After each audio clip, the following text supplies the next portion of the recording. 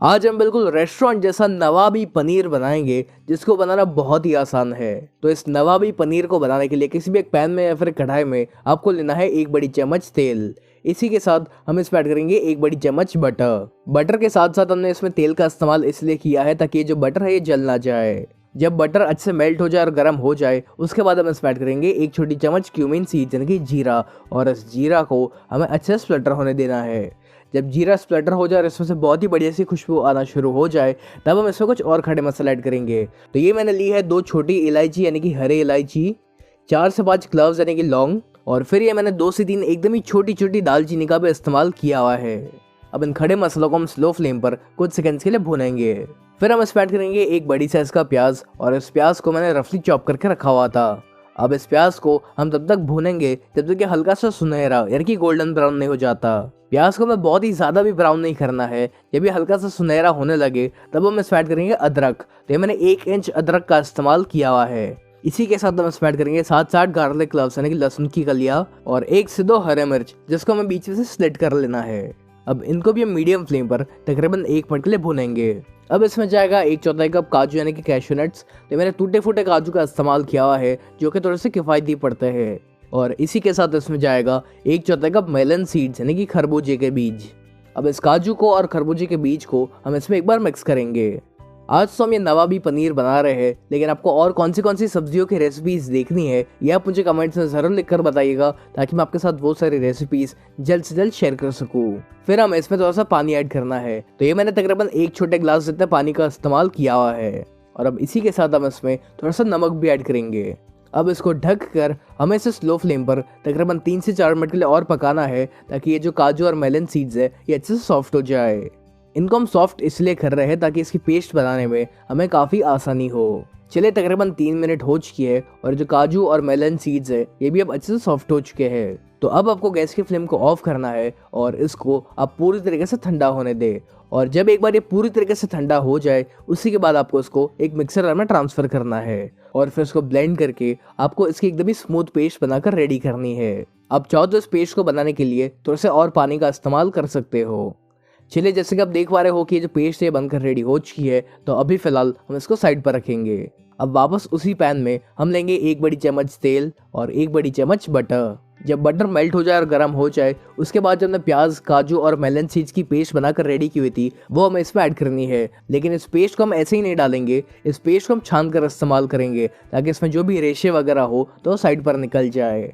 और इसको छानने से हमारी ये जो ग्रेवी है वो एकदम ही स्मूथ और सिल्की बनेगी। इस पेस्ट को छानते समय पर एक बात का ध्यान रखें कि आपकी जो गैस की फ्लेम है वो स्लो पर होनी चाहिए ताकि जो पेस्ट है जल ना जाए। इस पेस्ट को छानने के बाद हमें इसे स्लो या फिर मीडियम फ्लेम पर तकरीबन 4 से 5 मिनट के लिए और पकाना है। बस एक बात का यहाँ पर ध्यान रखें कि हमें इस पेस्ट को बहुत ही ज़्यादा भी ब्राउन नहीं होने देना है। एक और ज़रूरी चीज़ यहाँ पर यह है कि इस पेस्ट को आप लगातार चलाते जाइएगा ताकि ये कहीं पर जल ना जाए। इस पेस्ट के अंदर हमने काजू का भी इस्तेमाल किया है जिस वजह से ये पेस्ट आपकी कढ़ाई या फिर पैन में चिपकने लगेगी, तो इसलिए आप इसको लगातार चलाते रहिए ताकि ये कहीं पर चिपक कर जल ना जाए। चलिए इस पेस्ट को पकाया तकरीबन 4 से 5 मिनट हो चुकी है, तब आप गैस की फ्लेम को स्लो कर लीजिए क्योंकि अब हम इसमें ऐड करेंगे कर्ड यानी कि दही। तो ये मैंने 1 बड़ी चम्मच दही का इस्तेमाल किया हुआ है।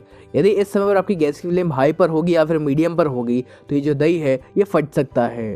तो इसलिए हमेशा दही को इसमें डालते समय पर गैस की फ्लेम को या तो आप ऑफ कर लीजिए या फिर इसको स्लो पर रखिए। इसमें दही डालने के बाद आप इसको तुरंत मिक्स कर लीजिए ताकि ये कहीं पर फट ना जाए। अब इस ग्रेवी को और भी रिच बनाने के लिए हम इसमें ऐड करेंगे 2 बड़ी चम्मच क्रीम यानी कि मलाई।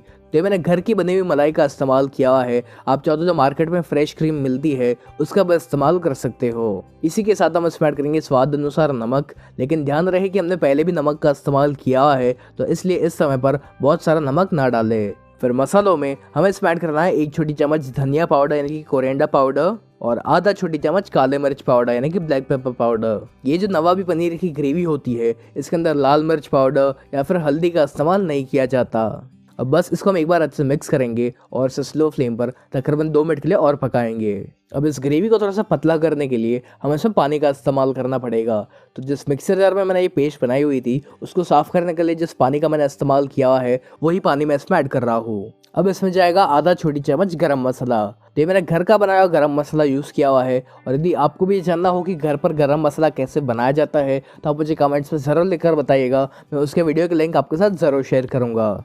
इसी के साथ इसके फ्लेवर को और बढ़ाने के लिए मैं इसमें ऐड कर रहा हूँ 1 बड़ी चम्मच कसूरी मेथी। और इस कसूरी मेथी को हम इसमें क्रश करके ऐड करेंगे। इसको हम एक बार वापस मिक्स कर लेते हैं। और अब मैं इसमें ऐड कर रहा हूँ 1 बड़ी चम्मच शुगर यानी कि चीनी। इसमें चीनी की मात्रा आप अपने पसंद अनुसार कम या ज़्यादा भी कर सकते हो। और अब इस ग्रेवी को हम तब तक पकाएंगे जब तक इसमें से बढ़िया सा तेल छूटने नहीं लगता। चलिए, जैसे कि आप देख पा रहे हो कि इस ग्रेवी में से बहुत ही बढ़िया सा तेल छूटना शुरू हो चुका है। तब हम इसमें ऐड करेंगे पनीर। तो ये मैंने 200 ग्राम पनीर का इस्तेमाल किया हुआ है, जिसको मैंने इस तरह से क्यूब्स में कट करके रखा हुआ था। इसमें पनीर की मात्रा भी आप अपने पसंद अनुसार कम या ज़्यादा भी कर सकते हो।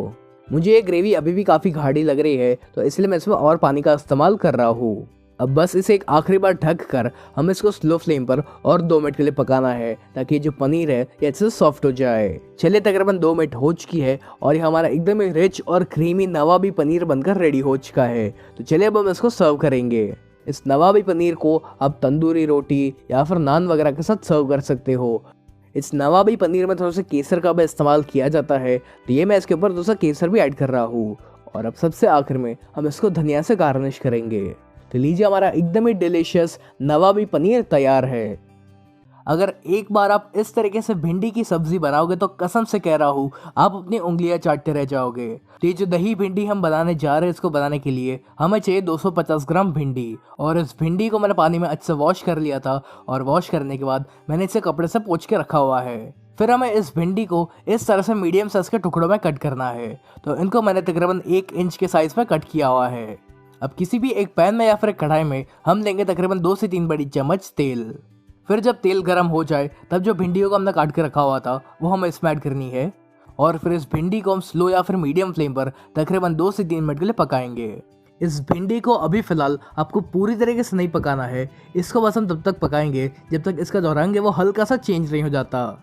आज तो हम ये दही भिंडी की रेसिपी बना रहे हैं, लेकिन आपको और कौन सी सब्जी की रेसिपीज देखनी है ये आप मुझे कमेंट्स में ज़रूर लिख कर बताइएगा, ताकि मैं आपके साथ वो सारी रेसिपीज जल्द से जल्द शेयर कर सकूँ।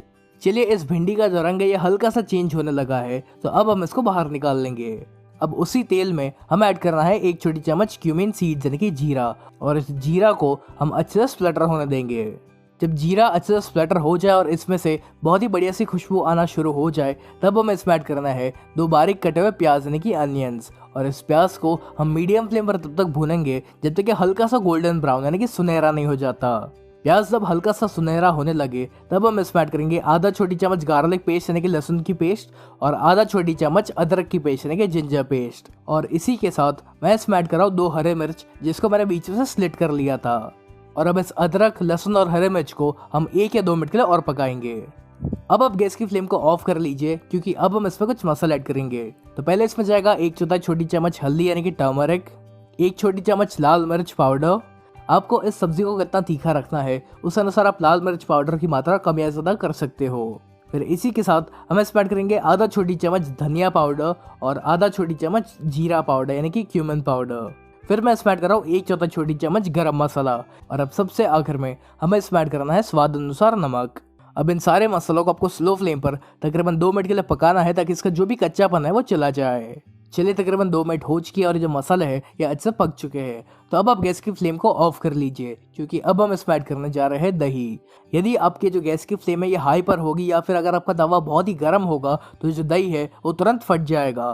तो ऐसा ना हो इसलिए पहले आप गैस की फ्लेम को ऑफ कर लीजिए और उसी के बाद आपको इसमें दही डालना है। तो मैं इसमें तकरीबन 3 बड़ी चम्मच दही का इस्तेमाल कर रहा हूँ। इसमें दही डालने के बाद हम गैस की फ्लेम को ऑन करेंगे और फिर गैस की फ्लेम को स्लो पर रख कर हमें इस दही को इसमें अच्छे से मिक्स करना है और इसको हम 1 मिनट के लिए पकाएंगे। अब जो भिंडी को हमने फ्राई करके रखा हुआ था वो हम इस ग्रेवी में ऐड करेंगे और फिर इन सभी चीज़ों को हमें एक बार मिक्स करना है। अब आप चाहो तो इस सब्ज़ी को ऐसे ही खा सकते हो, या फिर इस सब्ज़ी को थोड़ा सा लिक्विडी बनाने के लिए आप इसमें पानी का इस्तेमाल कर सकते हो। तो मैं इसमें तकरीबन आधा ग्लास पानी का इस्तेमाल कर रहा हूँ। आपको इस ग्रेवी को कितना गाढ़ा या फिर कितना पतला रखना है उस अनुसार आप पानी की मात्रा कम या ज़्यादा कर सकते हो। इसमें पानी डालने के बाद हमें इसको ढक कर स्लो फ्लेम पर तकरीबन 6 से 7 मिनट के लिए पकाना है। यह हम इसको तब तक पकाएंगे जब तक जो भिंडी है वो अच्छे से सॉफ्ट नहीं हो जाती। चलिए तकरीबन 6 से 7 मिनट हो चुकी है, तब सबसे आखिर में हम इसमें ऐड करेंगे 1 छोटी चम्मच कसूरी मेथी। और इस कसूरी मेथी को हम इस तरह से हाथों में रख कर इसे क्रश करके इसमें ऐड करेंगे। कसूरी मेथी का बहुत ही बढ़िया सा फ्लेवर आता है इस सब्जी में, तो आप भी इसे ज़रूर डालिएगा। और फिर हम इसमें ऐड करेंगे थोड़ा सा कोरिएंडर यानी कि धनिया। और बस इन सभी चीज़ों को हमें वापस एक बार मिक्स करना है। तो ये लीजिए, हमारी बहुत ही टेस्टी दही भिंडी की सब्ज़ी बनकर रेडी हो चुकी है। ये बनाने में जितनी आसान है ना, उससे कई ज़्यादा ये खाने में टेस्टी लगती है।